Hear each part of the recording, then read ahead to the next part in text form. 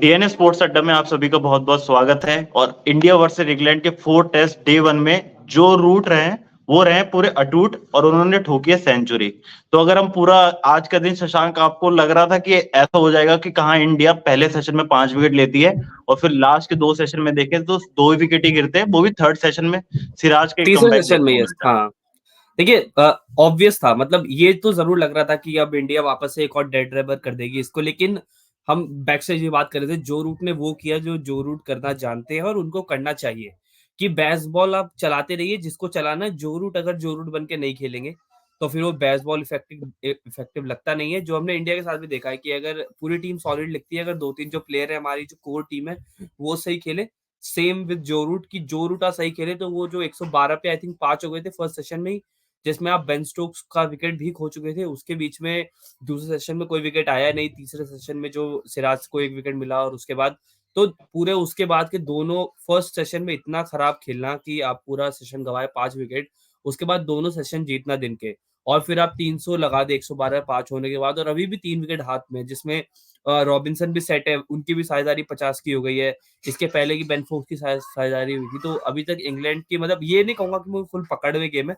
300 run Ranchi में कोई बहुत बड़ा स्कोर नहीं है, बट यस 112 पे 5 से 300 पे 7 पे अपना दिन खत्म करना, very big thing for England. जी, और सबसे बड़ी बात इसमें ये देखने को हमें मिली कि जो बेसबॉल कहते रह रही है इंग्लैंड, आज जो रूट खेले हैं वो पहले, मैं कहूंगा 7वीं इनिंग्स है उनकी। 7वीं इनिंग्स में पहली बार उन्होंने वैसा गेम खेला जो कि वो नेचुरली इंडिया में खेलते हुए आए थे। कल हमने प्रीव्यू में भी इसी चीज पे बात की थी कि उन्होंने अभी तक वो गेम नहीं खेला जो वो पिछली सीरीज की बात करें, जो 2018 में जब वो खेल रहे थे या उसके बाद जब वो भी आए इंडिया। तो उनका एक नेचुरल ऐसा गेम था कि टीम इंडिया आउट ही नहीं कर पा रही थी, 200-200 रन वो मार दे रहे थे यहाँ पे आके। तो वो अब उन्होंने पहली बार ऐसा गेम दिखाया कि जो रूट है ना, जमीन से जुड़े हुए जिस तरीके से वो खेलते हैं, वो उन्होंने अपना नाम भी पूरा जस्टिफाई किया है। उसी तरीके की उनकी परफॉर्मेंस भी रही है कि अब इंग्लैंड बेसबॉल कहती है, लेकिन इंग्लैंड को पता चल गया था कि इंडिया में अगर अच्छा परफॉर्म करना है तो हमें यहाँ की कंडीशंस और सिचुएशंस को देखते हुए अडेप्ट करना बहुत जरूरी है। वो आज जो रूट ने अडेप्ट किया वही बेन फोक्स ने भी किया। कुछ प्लेयर्स मार रहे थे, अगर हम बात करें जॉनी बेयरस्टो को, वो अच्छा खेल रहे थे। एंड जब वो इवन आउट हो क्रॉली रहे, भी 42 पे 42 खेले गए हैं क्रॉली, और एकदम सिंपल चीजें कर रहे थे क्रॉली। जरूर वो पहले आउट हो जाते, वो आकाशदीप का नो बॉल हो गया, उस पे उन पे हम आएंगे बात में, लेकिन अगर इंग्लैंड की बात करें, सबने अपना नेचुरल गेम ही खेला है। क्रॉली ने पूरे टेस्ट की अभी तक पूरी सीरीज में अपने हिसाब से ही चीजें चलाई है, कि कहीं में उन्हें वो अलग बात है कि एक शतक नहीं है तो वो बड़े रन नहीं दिख रहे हैं, लेकिन जो करते हैं बेसिकली वही करा है। और आज भी इंग्लैंड ने कोई खराब स्टार्ट नहीं किया था, 47 में पहला विकेट गिरा है। और ये तो मैं कहूंगा कि हम जब इस सीरीज के बाद पूरी सीरीज का रिव्यू करेंगे ना, एक सेशन तो हमें अलग से करना पड़ेगा क्रॉली एंड डकेट पे, क्योंकि जी, जरूर अगर आप सिंगल सिंगल देखेंगे तो प्लेयर्स में कुछ नहीं मिला, लेकिन अगर हम ओपनिंग पेयर्स की बात करेंगे तो इंग्लैंड को opening pair totally 45 India over को हो गया है। ओवरशाइन कर रहा है। हाँ, 45 टोटली वो ओवर इंडिया हर को बार गया है। ओवरशाइन कर रहा है। ऐसा बहुत कम बार हमको देखने को मिल रहा है कि इंडिया के दोनों ओपनर टिक रहे हो। एक जरूर मारता है तो फिर वो ताबड़तोड़ ही लगता है, लेकिन दोनों नहीं टिक पा रहे हैं। और इंग्लैंड में बहुत कम ऐसा हुआ है कि एक अच्छी पार्टनरशिप करे बिना ही ओपनिंग साझेदारी टूट गई हो। तो डकिट और क्रॉली की इस बात पे तो हमको प्रशंसा करनी पड़ेगी जब भी ये टेस्ट सीरीज खत्म होगी, चाहे उसका स्कोर लाइन कुछ भी हो। लेकिन एक सेशन तो ये लोग डिजर्व कर रहे हैं, इतना बढ़िया तो ये लोग खेल रहे हैं, दोनों भी नेचुरल गेम खेल रहे हैं। कोई भी ऐसा नहीं जी, है कि बैकफुट पे जा रहा हो या चीजों को अपने तरफ से हल्का कर रहा हो। दोनों एकदम अपने इंटेंट पे खेल रहे हैं, जैसा खेलना है वैसा खेल रहे हैं, और रिजल्ट्स भी दे रहे हैं। एटलीस्ट ये चीज जी, लग रही है कि दोहरे मन में नहीं है, जो रूट के साथ दिक्कत लग रही थी, कि ऐसा लग रहा था रूट दोहरे मन में है, इसीलिए अब तक वो आउट हो रहे थे। और आज जैसा कि आपने कहा कि अब जिस तरह से खेलते हैं, जमीन से जुड़े हुए प्लेयर है, जमीन से जुड़ के आज खेला और वो उनके साथ अच्छा रहा। जी, मैंने तो टैगलाइन भी बना ली है, जो रूट क्या, जो रूट रहे अटूट। आज अटूट बल्लेबाजी की, उनको तोड़ना ही आसान नहीं था। और वहीं अगर हम तोड़ने की बात करें तो आकाशदीप ने एक तरीके से ड्रीम डेब्यू करके हमें दिखाया। और पहले आते ही 3 विकेट लिए। 9 ओवर की बात करें तो 2 विकेट तो उनके एक ही ओवर में गिर गए थे। उसके बाद फिर अगला ओवर जो आया उसमें भी उन्होंने आउट कर दिया। तो तीनों बल्लेबाजों को उन्होंने शुरुआत में जो टीम इंडिया को झटके दिए वो कुछ इस तरीके से थे कि जैक क्रोली, बेन डकेट और ओली पोप। ओली पोप बहुत ज्यादा डिसअपॉइंट थे, लेकिन वो दिख रहा था कि 50-50 चांस है। और आजकल डीआरएस में हम देख भी रहे हैं कि ऐसा जरूरी नहीं है कि सारे डिसीजन आप जैसा सोचते हो वो उसी तरीके से आपको देखें। तो बेन डकेट, ओली पोप और जैक क्रोली आउट हुए, लेकिन फिर एक 50 रन की पार्टनरशिप होती है बेस्टो के बीच में और रूट के बीच में। वो आउट होने के बाद एक बड़ी पार्टनरशिप हुई 100 रन से ज्यादा की बेन फोक्स के बीच में। और अब अगर हम देखें तो ओली रॉबिन्सन की जो पार्टनरशिप है वो भी बहुत इंपॉर्टेंट हो गई कि कहीं इंग्लैंड अब ऐसा है कि 400 भी बना सकती है। और जरूर वो 3 विकेट काउंट होगी, जो क्रॉली वाला था वो नो बॉल था, लेकिन फिर भी जिस तरह से वो बॉल थी ना, मेरे लिए आज का, अगर वो नो बॉल नहीं होती तो आज की डिलीवरी ऑफ द डे तो वही ड्रीम था। बॉल। जिस तरह से वो, जरूर उसके बाद भी जो क्रॉली को उन्होंने बोल्ड किया, वो टॉप ऑफ स्टंप लेके निकले, लेकिन वहां पे स्टंप फ्लाइंग नहीं था। जो फर्स्ट विकेट था, जो नो बॉल रहा इन द एंड, वो फ्लाइंग ऑफ स्टंप था और प्रॉपर ड्रीम विकेट था। तो अभी भी मतलब वो जरूर कि वो नो बॉल हो गई, वो बात अलग है, लेकिन अच्छी बात ये रही कि आकाशदीप, जिस तरह से उन्होंने अभी मैच के बाद जब उनसे बात करी दीपदास गुप्ता ने, तब भी उन्होंने बताया भी कि जरूर वो चीज में एक वो था, जब वो आउट नहीं हुए तो कहीं ना कहीं उन्होंने ऐसा लग रहा था कि चीजें कहीं खराब ना हो जाए, कहीं ये भारी ना पड़ जाए, लेकिन जल्दी फिर अपनी गलती थी तो उन्होंने खुद ही उसको फिर वो किया। और डेब्यू पे अगर पहले के पहले तीनों विकेट आप खुद ही उड़ा दे, तो उसके बाद तो फिर बल्ले ही बल्ले है। अब बाद में जो रूट टकरा गए सामने, लेकिन उसके बाद भी आकाशदीप की तरफ से कोई भी खराबी थी नहीं बॉल में। आकाशदीप फिर भी अपनी लाइन पे कर रहे थे, अपनी इंटेंट पे कर रहे थे, और उनकी बॉल दिख भी रही थी, स्किड करके अंदर आ रही है। जरूर जिसमें पॉप का विकेट था, वो तो खैर दूसरी बॉल पे अनलकी रहे, और पॉप कहीं ना कहीं जिस तरह से डीआरएस पे गया भी ना, कि पॉप तो मेरे को लग रहा है एकदम कन्विंस थे कि ये नहीं जा रहा है, ये ऊपर नीचे चला जाएगा, बच जाऊंगा। जिस तरह से आउट हुए और उनके बाद जो दुख देखने को मिला हमें ओली पॉप की तरफ से, तो वो आकाशदीप का गेम था कि उनको पता है उनके पास स्पीड है, वेरिएशन है, और लगातार जिस तरह से आई थिंक 19 में 4-5 साल हो गए फर्स्ट क्लास खेलते हुए, तो अच्छी चीजें कर रहे हैं, बेसिक सिंपल रख रहे हैं अपना। कहीं ना कहीं जैसे हमने बात करी ना कि शमी के साथ हम क्यों वो करते हैं, क्योंकि शमी की चीजें सिंपल रहती है। शमी की चीजें सिंपल रहती है, स्ट्रेट हाथ है, कोई ज्यादा टूटा हुआ एक्शन नहीं है, एकदम सिंपल चीजें हैं, और वही उनको बेनिफिट दे रही है। आकाशदीप के साथ भी हमने वही देखा है कि एकदम लीन एक्शन है, एकदम स्ट्रेट एक्शन है, सिंपल एक्शन है, रन अप पे भी कोई ज्यादा इतना वो है नहीं, और प्रॉपर रेड बॉल वाले बॉलर लग रहे हैं, जो मतलब शमी के साथ और सिराज के साथ हमने देखा है, तो अभी तक अच्छे लग रहे हैं। अब जरूर पहला ही मैच है, एक ही इनिंग हुई है, अब देखना होगा इसमें मतलब पुरानी बॉल के साथ क्या रिवर्स करवा पा रहे हैं, क्या वो अभी हाथ में स्किल आ गई है आकाशदीप की कि वो नहीं, लेकिन सिराज ने अभी आज तक। अच्छा कमबैक दिया है टीम इंडिया को, हाँ, क्योंकि बेन फोक्स ऐसा लग रहा था कि आउट ही नहीं होंगे, अब दोनों आउट ही वही नहीं है ना, होंगे, पूरा लेकिन दिन वो खेल आपको, जाएंगे। हाँ, लेकिन आपको हमने जो बात भी करी थी, अगर आपको सिराज से, बुमराह से, किसी भी इनफैक्ट किसी भी बॉलर से वो चाहिए क्वालिटी की, वो विकेट ला कर दे, आपको लगातार बॉलिंग देनी पड़ेगी। आज भी मैं एक स्टैट देख रहा था, अभी तक देखिए आप मेरे ख्याल से पूरे दिन में 8 या 10 ओवर डाले कुलदीप यादव ने, जिसमें उन्होंने लगातार 3 डाले दिन के जो लास्ट ओवर्स थे। तो उनको, और इसीलिए वो महंगे भी दिख रहे हैं, अगर पहले ही चीजें नहीं, उनके लिए कुलदीप इजी। यादव ने तो 20 रन ही दिए। हम्म, सिराज पिटे थे आज। नहीं नहीं, मतलब मैं विकेट्स का कॉलम कह रहा हूँ, क्योंकि जिस तरह से देख रहे हैं लास्ट, अब जैसे लास्ट ओवर उन्होंने डाला जायसवाल ने, उनकी 3 बॉलें हम्म। खराब गिरी, लेकिन 3 बॉलें जो टप्पे पे गिरी है, उसमें हमने देखा है कि रिस्ट स्पिनर के लिए मदद है, आगे से वो बॉल लेग स्टंप पे पड़ के एक बॉल 5वें स्टंप पे लेकिन फिनिश रोहित हुई। शर्मा ने काफी लेट दिया था शशांक, अगर मैं पूरा मैच में देखे तो उनके जो शुरुआत के ओवर थे वो 5-6 ओवर तो बहुत लेट आए थे, जबकि 25-30 ओवर हो गए थे पहले सेशन में, तो उनको बॉलिंग ही नहीं मिली। तो कुलदीप वही यादव तो, को तो हम्म, यूज ही नहीं किया ना सही से। आप वही तो देखें हम तो बोल रहे हैं कि, सिराज और कुलदीप यादव दोनों के ओवर कुछ है ही नहीं।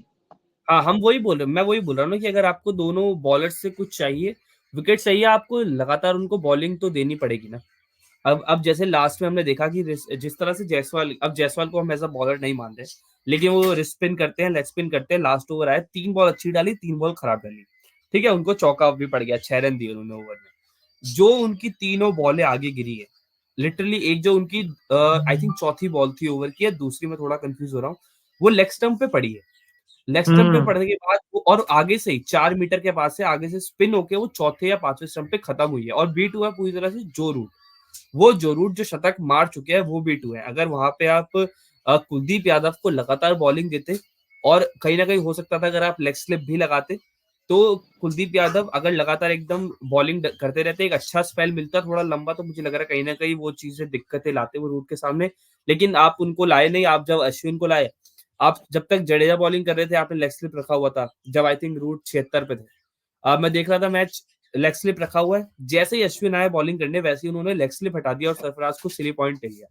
और कमेंट्री में मैं सुन भी रहा था गावस्कर सर को, क्योंकि वो वही बोल रहे थे जो चीज मैं फील कर रहा था, कि आपने जो शॉर्ट लेग से कैचिंग प्लेयर हटा के सिली पॉइंट पे रखा है, वो ज़्यादा से ज़्यादा आपका सिंगल ही बचाएगा। बॉल इतना बाउंस नहीं हो रहा है कि रूट कट करने जाए या स्लैश करने जाए और वो सिली पॉइंट पे एक्स्ट्रा बाउंस की तरीके से कैच हो जाए। वहाँ पे और हम्म। वही हुआ। उन्होंने जैसे ही शॉर्ट लेग से सिली पॉइंट पे लगाया, उन्होंने डिफेंस किया, बेन फोक्स थे आई थिंक, डिफेंस करने गए और वही जिस पोज़ीशन पे सरफराज खड़े थे, उस पोज़ीशन पे कैच कैरी हुआ है, लेकिन वहाँ पे कोई फील्डर था नहीं। तो बहुत जल्दी कुछ ऐसी गलतियाँ हुई है, जो छोटी-छोटी माइनर गलतियाँ हुई है। अब क्योंकि रन सिर्फ 300 ही है और 7 विकेट डाउन है, तो लग रहा है कि मतलब इतना कुछ बड़ा ब्लंडर हुआ नहीं है, लेकिन 100 बा आपको ये देखना पड़ेगा, आप एक पोज़ीशन में 112 पे 5 थे। उसके और आपको बाद चौथी आपने इनिंग्स भी खेलनी है, और हाँ, आपको चौथी आपको इनिंग्स भी खेलनी है। हाँ, और अभी तक सर्टेन नहीं है कि मतलब बैटिंग यूनिट ज़रूर लग रही है कि एक जायसवाल से उम्मीदें लग रही है, लेकिन उनके अलावा कोई भी एक वो ऐसा हम बैट्समैन पहले नहीं टेस्ट रहा में भी है। लेकिन हम देख चुके हैं कि जब चौथी इनिंग्स में इंडिया को 200 से ऊपर चेज करने को ज्यादा रन नहीं थे, 230 रन के आसपास ही था स्कोर, तो वो चेज नहीं हो पाया था। तो और अब अभी तक अगर कोई भी इस टेस्ट मैच में जो भी चौथी इनिंग खेला है, वो नहीं कर पाया चीज़। सब कोई चेज नहीं करता है। तीनों मैच वही टीम जीती है जो टॉस जीत के पहले बैटिंग करी है। चाहे वो हैदराबाद में इंग्लैंड ने भी इंग्लैंड मुझे हो, लग रहा है यही चाहे वो इसीलिए हाँ। डिसीजन लिया है। वही, और वो ऑब्वियस सी चीज़ भी, अगर आप इंडिया में टॉस जीत रहे हैं तो आप पहले बैटिंग ही करेंगे, क्योंकि कुछ कोई चीज़ क्लियर है या नहीं है, ये चीज़ क्लियर है कि चौथे 5वें दिन पिच हल्का-सा बिहेव चेंज करेगा, हल्का-सा तो घूमेगा। उसमें कोई भी टीम बैटिंग करना नहीं चाहेगी, ये बहुत ही सिंपल सी चीज़ है। वो इंग्लैंड ने भी किया, जैसे उन्होंने हैदराबाद में टॉस जीता, पहले बैटिंग करी, मैच जीत गए। वाइज़ैक में इंडिया ने किया, फिर राजकोट में इंडिया ने किया, अभी इंग्लैंड के हाथ में अगर पाला आया है, तो पलटेंगे वो लोग भी। जी। लेकिन अगर वापस अर्पित आकाशदीप पे आए। आकाशदीप का बयान मैं आपको बताना चाहूंगा कि आकाशदीप ने हुँ, क्या कहा। उन्होंने दो दो बड़ी चीजें कही हैं। वो ओवरऑल मैं आपको बता रहा हूँ कि उन्होंने कहा कि मैं इतना नर्वस नहीं था कि मैं अगर मेरा हुँ, डेब्यू की बात आप कर रहे हैं तो। और हुँ, उन्होंने बुमराह से इस चीज में हेल्प ली कि जब आप अगर इंटरनेशनल गेम्स में खेल रहे हैं या इंटरनेशनल क्रिकेट में खेल रहे हैं तो आपको लेंथ थोड़ी सी पीछे रखनी हुँ, पड़ेगी। तो वही हुँ, हमें आज उनके गेम में दिखा भी कि जो उन्होंने सारी विकेट हुँ, ली, वो गुड लेंथ पे थी, वो फुल लेंथ बॉल्स नहीं थी, वो गुड लेंथ बॉल थी। जितनी विकेट्स उनकी तीनों गई वो गुड लेंथ बॉल पे विकेट ली। तो उसके लिए वो क्रेडिट उन्होंने बुमराह को दिया। और उनको बुरा लगा कि वो नो बॉल की बात जो आपने करी, वो उनको भी बुरा लगा। वो बस यही होप कर रहे थे कि इसकी वजह से टीम ना हार जाए। तो मतलब हुँ, वो टीम को पर्सपेक्टिव से उन्होंने पूरा बयान में यही दिखाया कि वो टीम गेम ही खेलना चाह रहे हैं। उनके विकेट्स जो गिरे वो टीम के कंट्रीब्यूशन के लिए बेनिफिट होने चाहिए, ना कि उनके खुद के पर्सनल माइलस्टोन या डेब्यू अच्छा करने के लिए। हुँ। और वो ये ना तो कि जिस तरह मैंने पहले कहा कि चीज़ें सिंपल रखिए, सिंपल ही जाना है, क्योंकि ज़रूर अगर आप इंग्लैंड में खेल रहे हो, तो आपको वो लेंथ थोड़ी बहुत आगे रखनी पड़ेगी।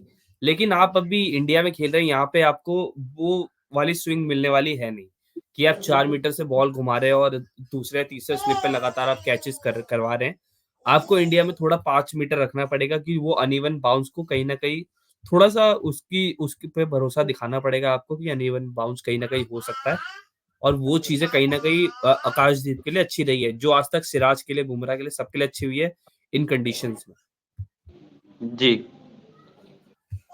और ओवरऑल अगर हम देखें तो एक और चीज जो टीम इंडिया के फेवर में अब जा रही है कि सिराज जो है कि बॉलिंग तो अच्छी अच्छी कर ही रहे हैं, और अब उनको रिवर्स स्विंग उनको भी आ रही है जो हमारे पास सिर्फ बुमराह के पास ही थी।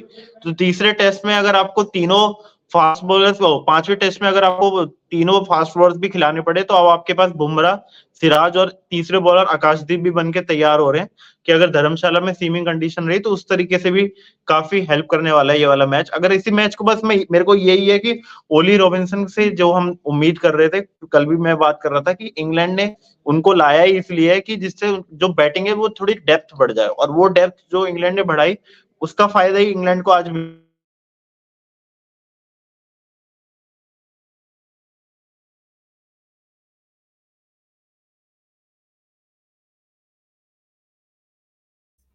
अर्पित, आपकी आवाज़ कट गई है।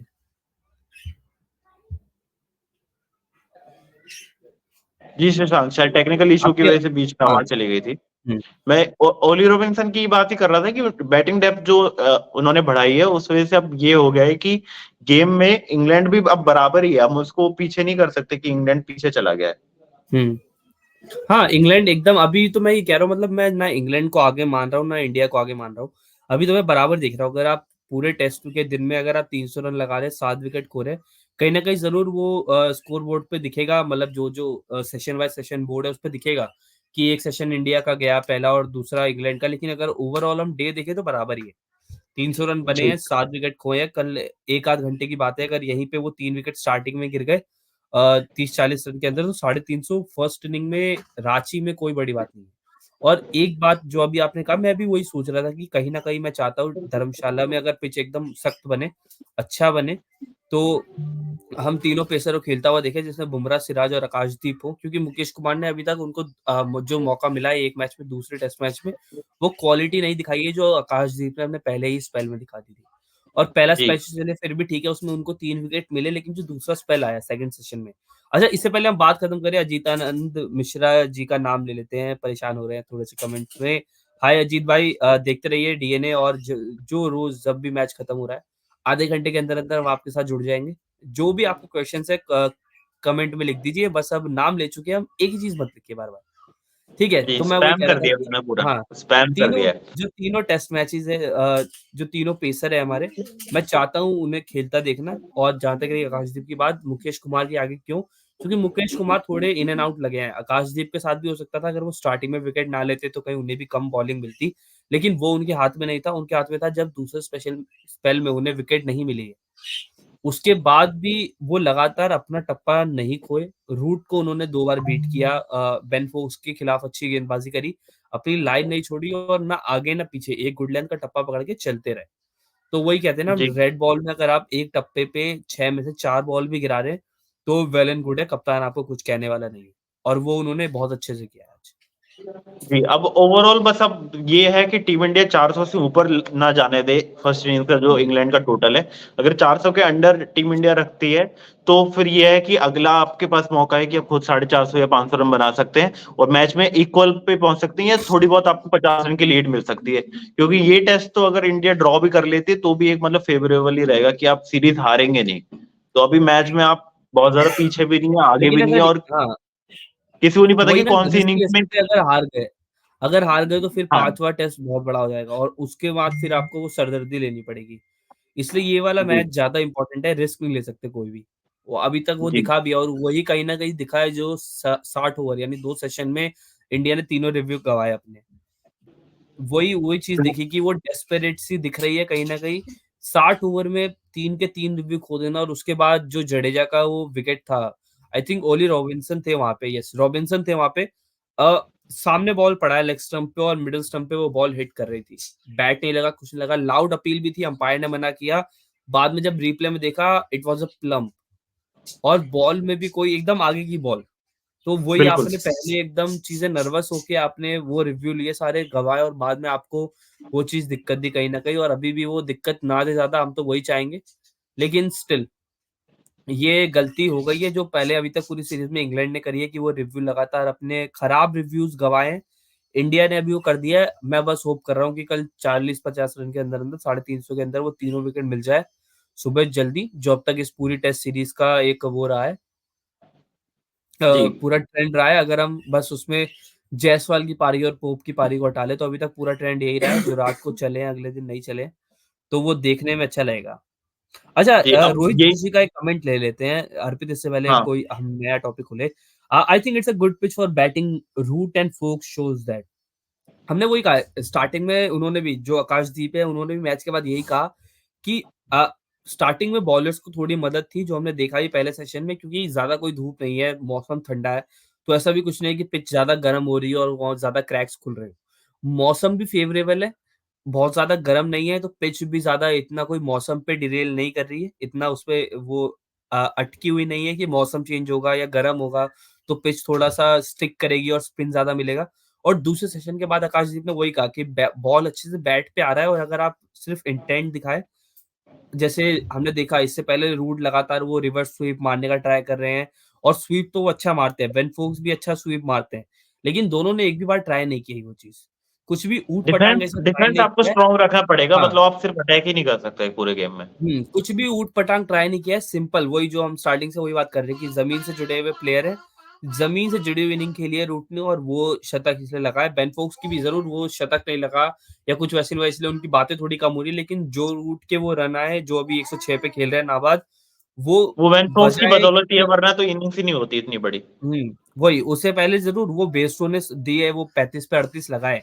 लेकिन बेन स्टोक्स ने जिस तरह से वो साथ दिया ना, 126 बॉल पे 47 रन, ज़रूर ऑन पेपर 37 का स्ट्राइक रेट तो वो कम लगता है, लेकिन वो किसी भी अनुमान से कम है नहीं।